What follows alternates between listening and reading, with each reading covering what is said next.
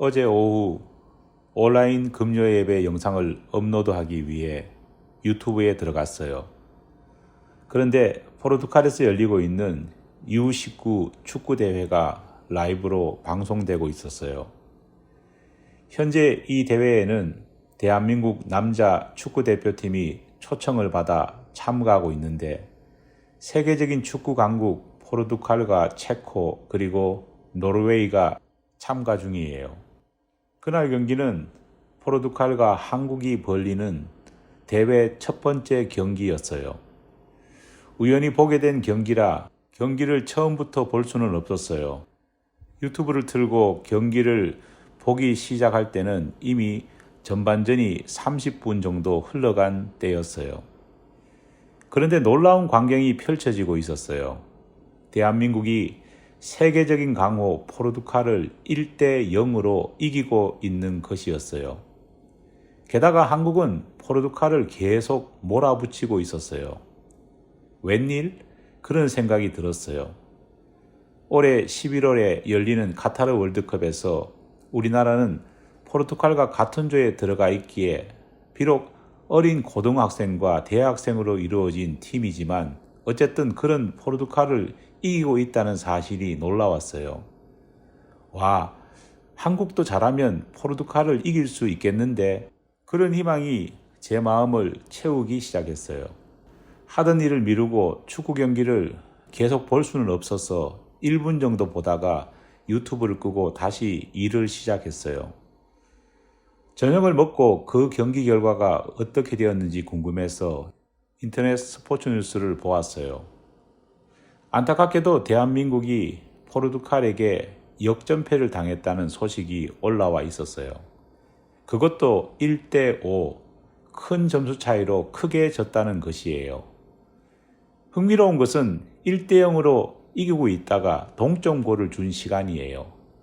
정확히 제가 1대0으로 이기고 있는 것을 본 후 놀라워하면서 유튜브를 나간 다음 30초도 지나지 않아 동점골을 내주었고 이후 정신없이 역전골까지 내주고 내리 5골을 계속 주었다는 것이에요.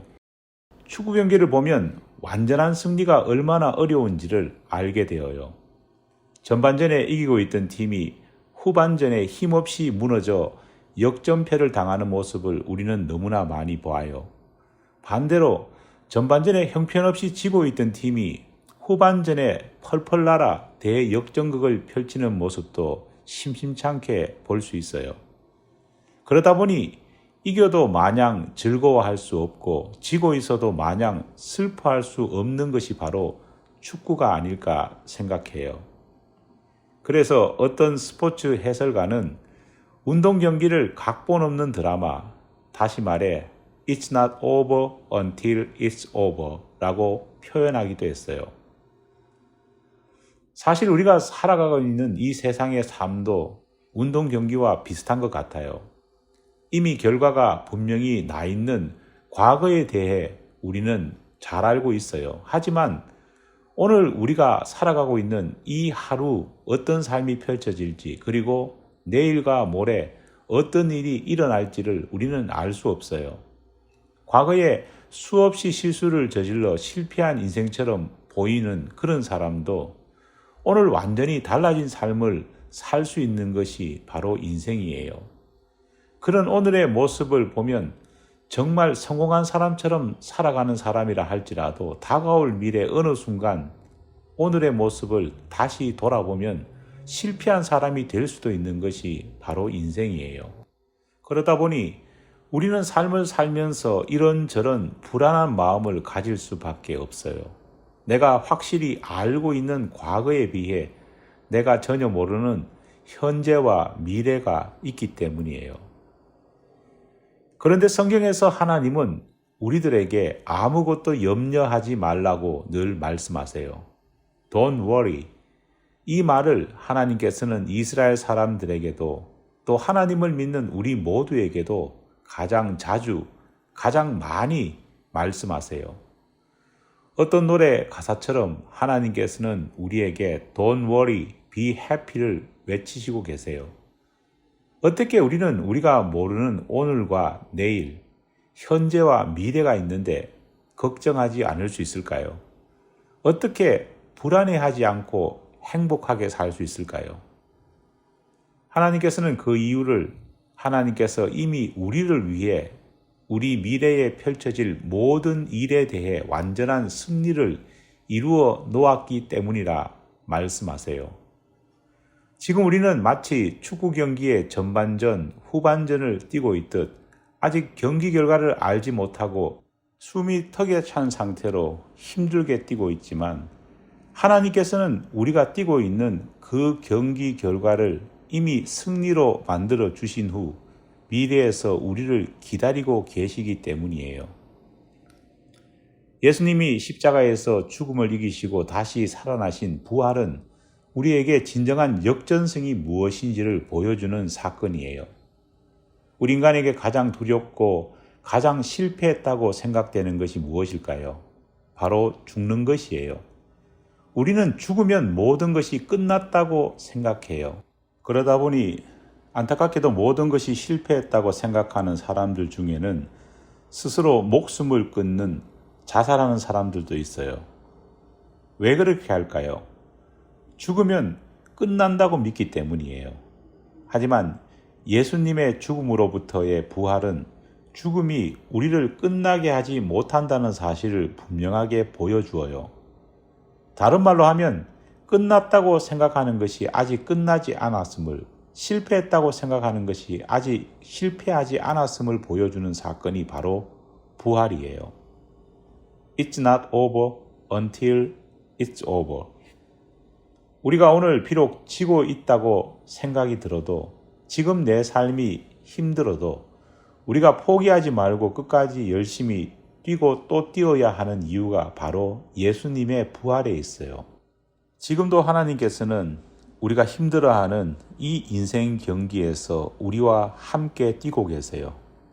그리고 그 하나님께서는 이 경기를 승리로 만들어 주세요. 우리가 자주 부르는 찬송가 가운데 갈보리산 위에 On a Hill Far Away라는 곡이 있어요. 그 곡 가사를 보면 이런 부분이 있어요. 최후 승리를 얻기까지 So I will cherish the old rugged cross. 주의 십자가 사랑하리 Till my drops at last I lay down. 빛난 면류관 받기까지 I will cling to the old rugged cross. 험한 십자가 붙들겠네. And exchange it come day for a crown. 어떻게 이런 결심을 할 수 있을까요? 예수님께서 부활하셨기 때문이에요. 예수님께서 모든 것에서 완전한 승리를 이루셨기 때문이에요.